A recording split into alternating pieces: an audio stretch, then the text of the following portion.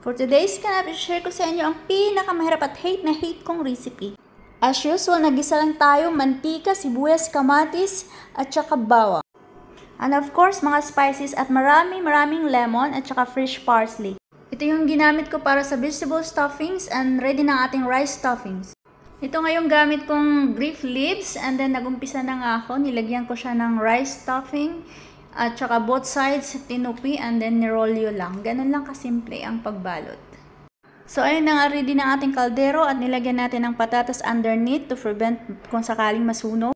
And of course, meron din tayong sauce niyan. Juice, tomato paste, and hot water at lalagyan natin dalawang Maggi, salt to taste, pepper, and oregano and olive oil.